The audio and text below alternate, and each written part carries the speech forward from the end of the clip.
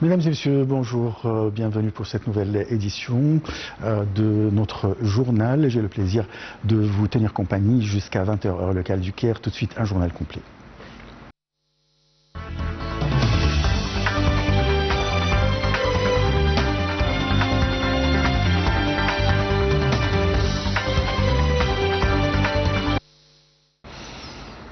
Le président El-Sisi adresse un message de félicitations au pape d'Alexandrie et patriarche de Saint-Marc, pape Tewodros II, à l'occasion de Noël.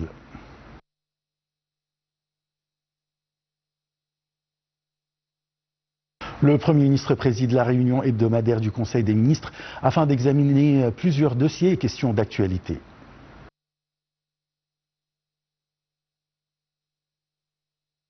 Il réaffirme devant le Conseil paix et sécurité de l'Union africaine le soutien total de l'Égypte à l'unité, la souveraineté et l'intégrité territoriale de la Somalie.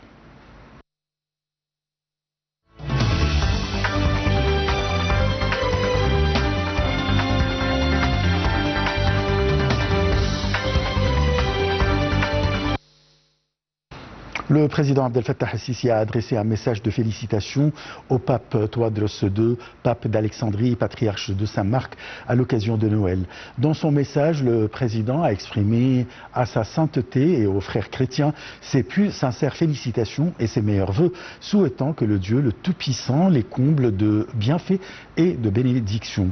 À cette occasion, le chef de l'État a salué la cohésion du tissu national égyptien qui a uni tous ses fils à travers l'histoire.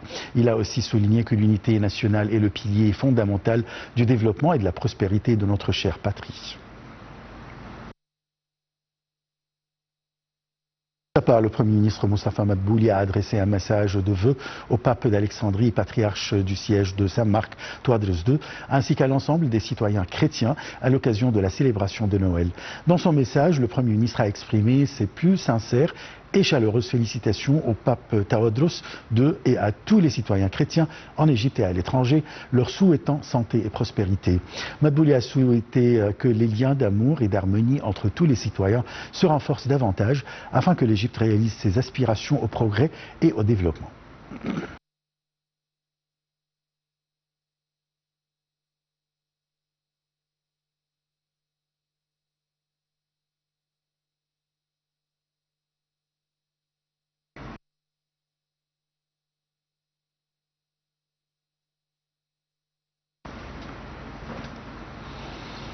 Et pour aborder ce sujet, nous avons le plaisir d'accueillir au bout du fil Monsieur Megd Maurice. Vous êtes analyste politique.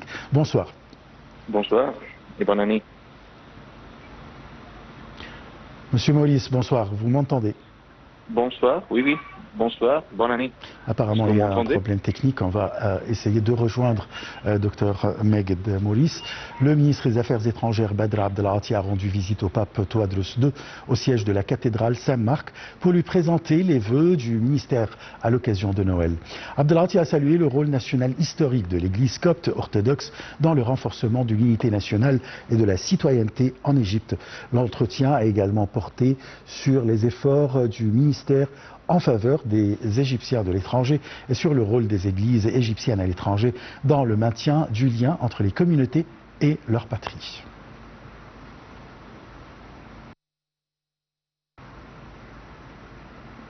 Le pape d'Alexandrie et patriarche du siège de Saint-Marc, pape Tewodros II, présidera la messe de Noël à la cathédrale de la Nativité du Christ dans la nouvelle capitale. Mercredi matin, le pape Tewodros doit accueillir des foules de sympathisants, parmi lesquels des dirigeants de l'État et des évêques et des membres de l'Église qui seront rassemblés au siège du pape Anba Ruiz à l'Abbasiyya.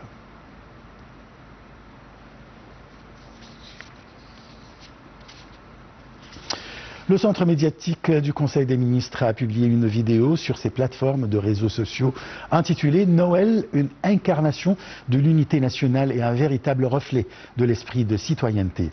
Dans cette vidéo, le pape Tewodros II, patriarche de l'Église copte orthodoxe, a déclaré qu'avec l'accueil de la nouvelle année, la vision et l'espoir se renouvellent.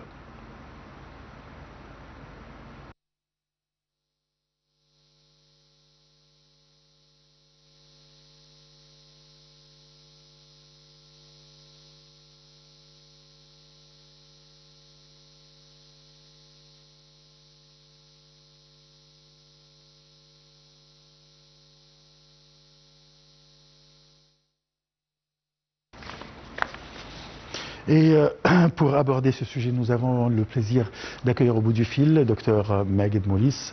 Bonsoir. Bonsoir et bonne année. Bonsoir, Dr Mourice. Bonsoir et bonne année. Alors, chaque année, l'Égypte célèbre une grande célébration à l'occasion de Noël. Que pensez-vous cette année? Oui, en fait, je crois que c'est une occasion pour tous les Égyptiens, pour l'humanité, en fait, de célébrer ensemble. Oui, c'est vrai que le pays, c'est un peu une fête commerciale. Pour d'autres, pour les chrétiens, c'est une fête religieuse. Mais en fait, c'est une occasion d'humanité. C'est une occasion, comme vous l'avez dit juste maintenant, c'est une occasion d'unité.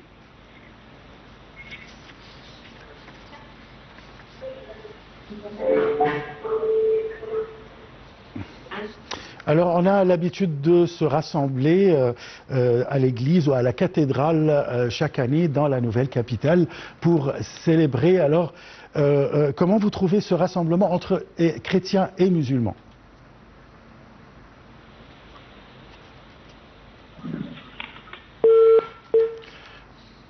Apparemment, il y a un problème technique. Alors, le centre médiatique du Conseil des ministres a publié une vidéo sur ses plateformes de réseaux sociaux intitulée « Noël, une incarnation de l'unité nationale et un véritable reflet de l'esprit de citoyenneté ». Dans cette vidéo, le pape ou le patriarche de l'Église copte orthodoxe a déclaré qu'avec l'accueil de la nouvelle année, la vision et l'espoir se renouvellent. Le centre médiatique du Conseil des ministres a publié une vidéo sur ses plateformes de réseaux sociaux intitulée « Noël, une incarnation de l'unité nationale et un véritable reflet de l'esprit de citoyenneté ». Cette initiative s'inscrit dans le cadre des efforts de l'État pour renforcer les valeurs et principes de citoyenneté parmi tous les citoyens, à travers des politiques globales promouvant l'égalité des chances, la non-discrimination et la coexistence dans une société sûre, stable et pacifique. Dans ce contexte, la régularisation des églises et des bâtiments qui leur appartiennent fait partie de ces efforts, reflétant la volonté de l'État d'organiser la situation des lieux de culte et de consolider les principes d'égalité des droits, ce qui soutient l'unité du tissu national. Lors des célébrations de Noël, ces valeurs se manifestent concrètement à travers une image humaine qui témoigne de la cohésion de la société égyptienne et confirme que l'Égypte reste un pays qui rassemble tous ses citoyens autour de l'amour, de la coopération et de la construction d'un avenir pacifique.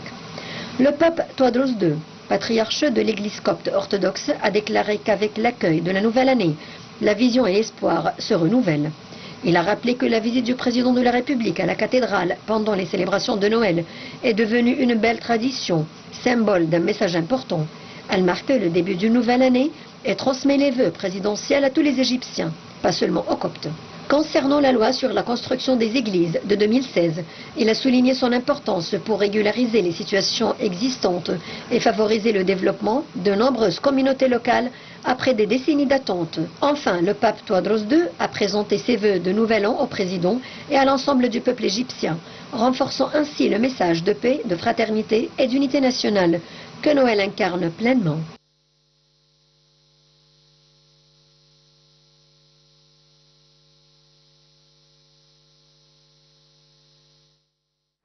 Le Premier ministre Moustapha Madbouli a présidé la réunion hebdomadaire du Conseil des ministres au siège du gouvernement dans la nouvelle capitale afin d'examiner plusieurs dossiers et questions d'actualité. Le point. Lors de la première réunion du gouvernement en 2026, présidée par le Premier ministre Moustapha Madbouli, dans la nouvelle capitale administrative, l'accent a été mis sur le renforcement de l'unité nationale, le soutien aux relations stratégiques avec l'Arabie Saoudite et l'appui aux efforts internationaux de lutte contre la désertification. Le Premier ministre a souligné la priorité accordée à la localisation des industries, notamment celle des équipements de télécommunications, au développement des centres de données et des services de cloud computing, dans le cadre d'une stratégie industrielle globale. Sur le plan intérieur, le gouvernement poursuit la mise en œuvre de l'initiative présidentielle Vie décente, l'amélioration des services de santé en Haute-Égypte, ainsi que la localisation de l'industrie des transports, notamment à travers le développement de l'usine CEMAF. La réunion a également porté sur la narration nationale du développement économique et social visant à renforcer la croissance, l'emploi et le développement humain en cohérence avec la vision Égypte 2030.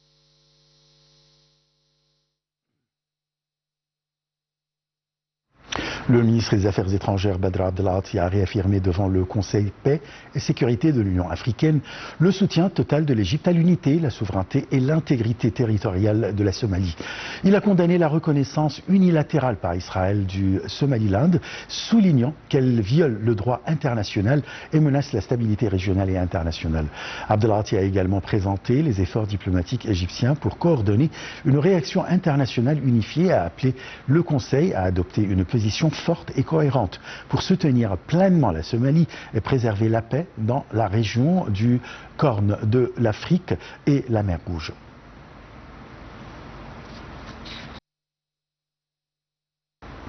Le chef de la diplomatie, Badr Abdelghati, a eu un appel téléphonique avec le vice-premier ministre et ministre des Affaires étrangères des Émirats arabes unis, Cheikh Abdallah Ben Zayed Al Nahyan. Cet entretien intervient dans le cadre de la concertation et de la coordination continue entre les deux pays. L'entretien a porté sur le renforcement des relations bilatérales et l'examen de plusieurs dossiers régionaux, notamment la situation dans les territoires palestiniens, les développements au Soudan, au Yémen, ainsi que les efforts visant à soutenir la stabilité régionale. Les deux ministres ont souligné l'importance de poursuivre la coordination étroite et le dialogue commun afin de promouvoir la sécurité et la stabilité dans la région. Toujours le ministre des Affaires étrangères s'est entretenu par téléphone avec le Premier ministre et ministre des Affaires étrangères du Qatar dans le cadre de la coordination et de la concertation continue entre les deux pays. Les deux ministres ont souligné la solidité des relations fraternelles entre l'Égypte et le Qatar et leur volonté commune de renforcer la coopération bilatérale, notamment à travers l'augmentation des investissements qatariens en Égypte et la mise en œuvre des projets de partenariat dans le projet de développement de la région d'El Alamein et à Alam Aroum. L'entretien a également porté sur la situation au Yémen avec la réaffirmation du soutien de l'Égypte à l'unité, à la souveraineté et à l'intégrité territoriale du pays ainsi qu'à une solution politique globale. Les deux ministres ont enfin insisté sur l'importance de poursuivre la coordination étroite afin de soutenir la stabilité régionale.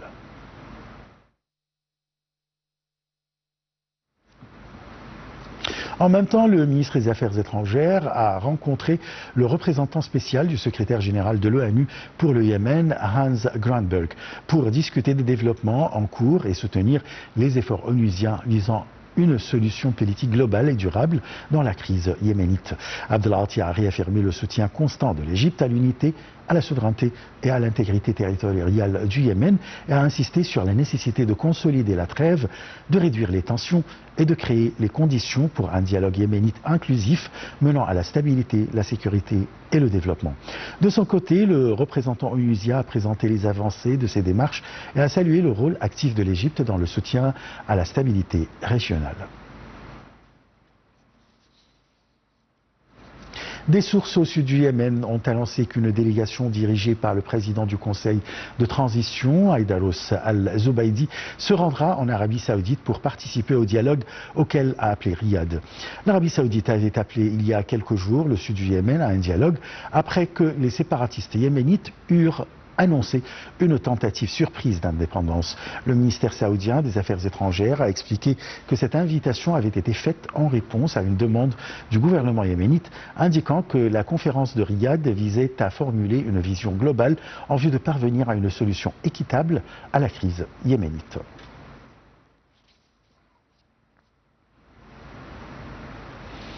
Le 110e convoi d'aide humanitaire ZLS a entamé d'entrée mardi dans la bande de Gaza via le portail secondaire du terminal terrestre de Rafah. Ce convoi transporte des milliers de tonnes des aides humanitaires, des fournitures médicales et des médicaments, outre de diverses matières pétrolières et des aides de secours. En raison du mauvais temps et des conditions météorologiques sévères qui prévalent depuis quelque temps dans le secteur, le Croissant Rouge égyptien a intensifié l'acheminement d'aide hivernale essentielle au peuple palestinien, et ceci dans le cadre des efforts égyptiens continus pour soulager la souffrance des habitants de Gaza.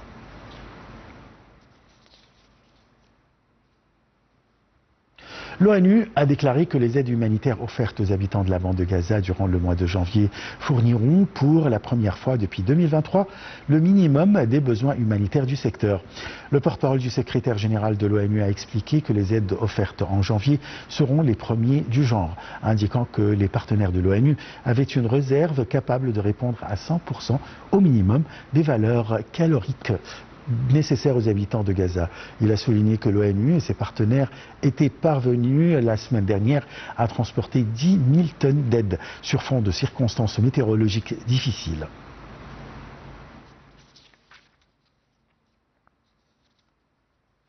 D'autre part, et sur le terrain, les forces de l'occupation israélienne poursuivent leur violation du cessez-le-feu dans la bande de Gaza en menant des raids et en détruisant des bâtiments résidentiels. L'artillerie de l'armée de l'occupation a mené des frappes contre des régions situées à l'est de Gaza.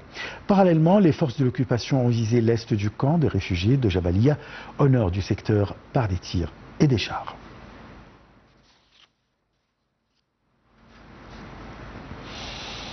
En même temps, l'armée de l'occupation israélienne a lancé tard dans la soirée d'hier une deuxième vague de frappes aériennes visant des sites dans le sud du Liban. L'armée israélienne a indiqué avoir ciblé des positions du Hezbollah et du Hamas dans la région. Des médias libanais ont confirmé qu'une série d'explosions s'est produite dans les collines de Hamas dans le sud du pays. Auparavant, les forces israéliennes avaient mené de frappes intensives dans le sud et l'est du Liban à la suite d'un avertissement israélien appelant à l'évacuation de 4 villages en prévision de frappes contre des positions du Hezbollah et du Hamas. Cet avertissement a provoqué un exode massif des habitants de ces villages et constitue le premier avertissement de ce type émis par l'armée israélienne depuis le début de l'année.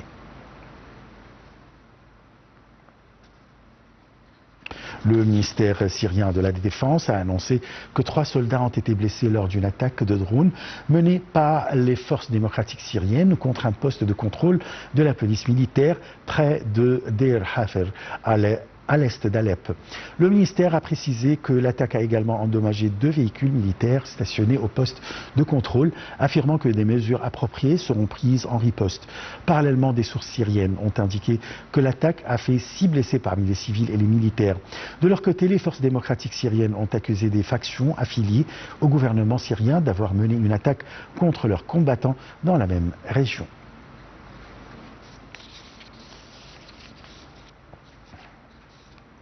Passons au Soudan, où des sources médicales ont fait état de la mort de 10 personnes, dont 7 enfants à El Obeid, capitale de l'État de Kordofan du Nord.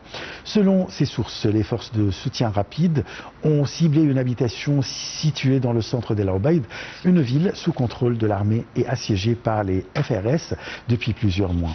La semaine dernière, des forces alliées à l'armée soudanaise ont annoncé avoir repris le contrôle de plusieurs villes au sud d'El Obeid, précédemment par les FSR dans le Kordofan du Sud. Une source militaire a indiqué que cette avancée pourrait permettre la réouverture de la route reliant El Obeid à Diling, une ville sous contrôle de l'armée.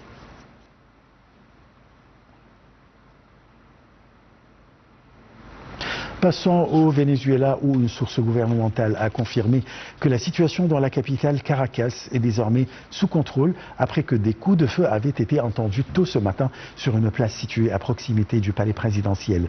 Selon la même source, des drones non identifiés ont survolé le palais présidentiel, ce qui a poussé les forces de sécurité à ouvrir le feu.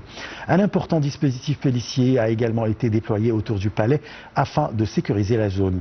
Cet incident intervient seulement 2 jours après l'arrestation du président vénézuélien Nicolás Maduro par les forces américaines et son transfert aux États-Unis à la suite d'une attaque menée contre la capitale.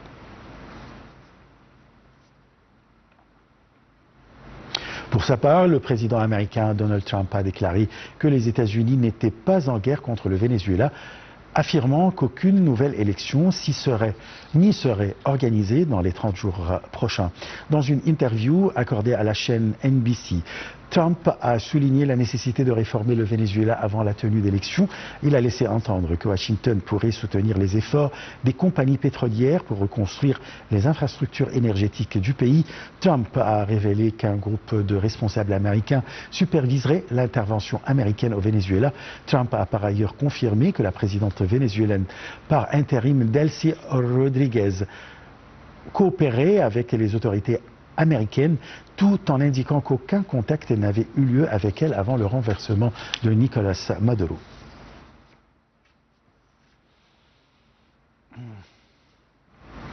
Le site américain Politico a rapporté que l'administration du président Trump exige de la présidente par intérim du Venezuela, Delcy Rodríguez, qu'elle prenne des mesures favorables à Washington afin d'éviter de connaître le même sort que Nicolás Maduro, selon le site citant des responsables américains. Washington souhaite que la dirigeante vénézuélienne facilite l'organisation d'élections libres et se retire du pouvoir. Les représentants américains auraient également demandé à Mme Rodríguez d'expulser les agents liés à des pays et à des réseaux considérés comme hostiles aux États-Unis, ainsi que de renforcer les contrôles sur le trafic de drogue. Politico précise enfin que l'administration Trump cherche actuellement à garantir la stabilité du Venezuela dans le but de préserver et servir les intérêts américains dans la région.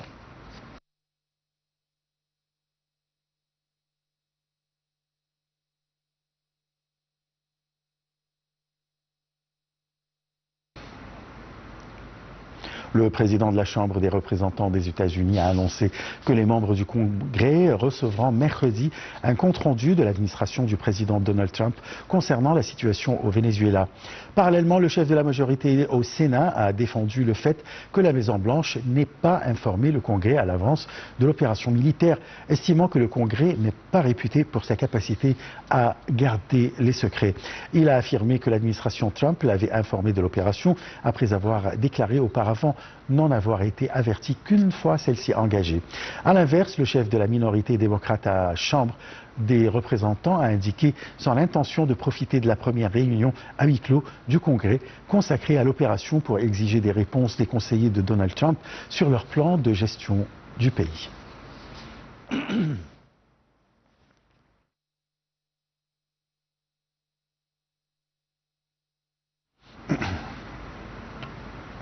Les pays européens alliés de l'Ukraine et des émissaires américains se retrouvent mardi à Paris pour un sommet visant à afficher leur convergence sur les garanties de sécurité à fournir à Kiev et préciser les contours d'une force multinationale en cas d'accord de cessez-le-feu avec Moscou. Les pays européens alliés de l'Ukraine et des émissaires américains se retrouvent mardi à Paris pour un sommet visant à afficher leur convergence sur les garanties de sécurité à fournir à Kiev et préciser les contours d'une force multinationale en cas d'accord de cessez-le-feu avec Moscou.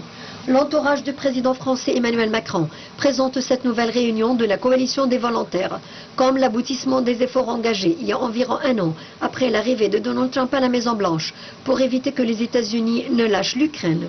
Les Européens ont choisi de ne pas condamner fermement le coup de force du président américain au Venezuela, soucieux de le ménager au moment où les tractations politiques se sont à nouveau intensifiées depuis novembre sous l'impulsion de Washington en vue d'un accord avec la Russie pour mettre fin à près de 4 ans de guerre. Emmanuel Macron, qui s'est entretenu avec le Premier ministre canadien Mark Carney au petit-déjeuner dans un palais présidentiel de l'Élysée, déjeunera ensuite avec son homologue ukrainien Volodymyr Zelensky et l'émissaire américain Steve Witkoff et Jared Kushner. Dans la foulée, le sommet réunira 35 pays, dont 27 représentés par des chefs d'État ou de gouvernement, ainsi que les dirigeants de l'OTAN et de l'Union européenne. Une conférence de presse des présidents Macron et Zelensky, du Premier ministre britannique Keir Starmer et du chancelier allemand Friedrich Merz est prévue en fin de journée.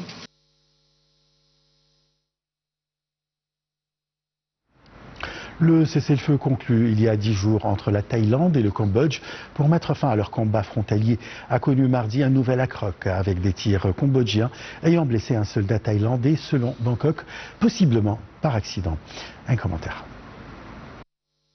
L'armée thaïlandaise a accusé dans un premier temps le Cambodge d'avoir violé leur trêve en tirant des obus de mortier dans la zone de Changbok, à proximité de leur frontière contestée. Elle a ajouté qu'un soldat a été blessé par des éclats, précisant qu'il avait été touché à un bras et que ses jours n'étaient pas en danger. L'armée thaïlandaise a ensuite indiqué avoir été contactée par la partie cambodgienne qui a affirmé qu'il n'y avait aucune intention de tirer sur le territoire thaïlandais et que l'incident avait été causé par une erreur opérationnelle. Le ministre cambodgien de la Défense a publiquement évoqué de son côté une explosion dans un tas d'ordures alors que ses troupes effectuaient des travaux d'entretien. Le ministère a fait savoir que 2 de ses soldats ont été blessés dans cette explosion, dont un grièvement, sans mentionner de tirs de mortier ou de dommages collatéraux côté thaïlandais. Le ministère thaïlandais des Affaires étrangères a souligné que Bangkok a fait preuve de la plus grande retenue et n'a pas riposté et a demandé des excuses au Cambodge et reconnu que la situation restait fragile. Cet incident est le dernier en date depuis qu'un cessez-le-feu a mis fin le 27 décembre à 3 semaines de combats qui ont fait au moins 47 morts et provoqué le déplacement de près d'1 million de personnes de part et d'autre de la frontière. Le Cambodge accuse la Thaïlande d'avoir pris le contrôle par la force de plusieurs zones frontalières et d'avoir entamé l'annexion illégale de territoires cambodgiens.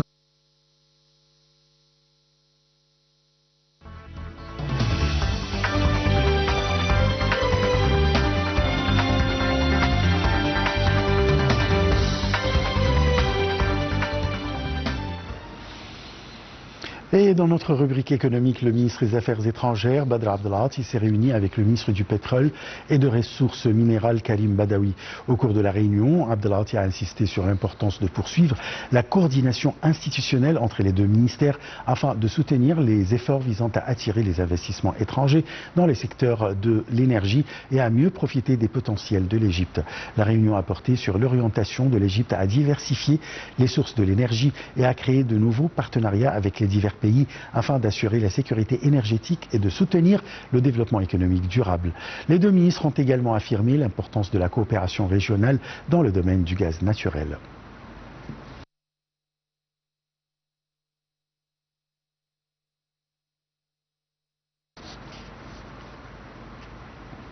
La Banque centrale a annoncé que les réserves nettes de change ont augmenté d'environ 1,2 milliard de dollars, soit 2,4% pour atteindre 51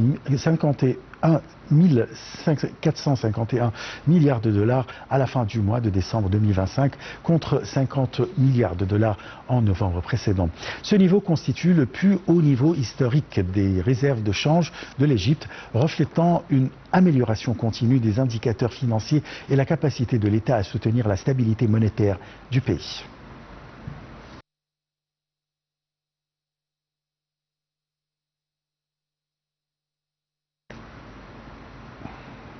Les indices de la bourse du Caire ont collectivement haussé au terme de la clôture des échanges, soutenus par des opérations d'achat de la part des institutions, des fonds d'investissement arabes et étrangers, contre des opérations de vente de la part des institutions, des fonds d'investissement locaux et des investisseurs individuels arabes, égyptiens et étrangers. L'indice principal EGX 30 a grimpé de près de 2% au niveau de 41 450 points et les indices secondaires EGX 70, EGX 100 ont respectivement haussé de 0,9 et 1,3%.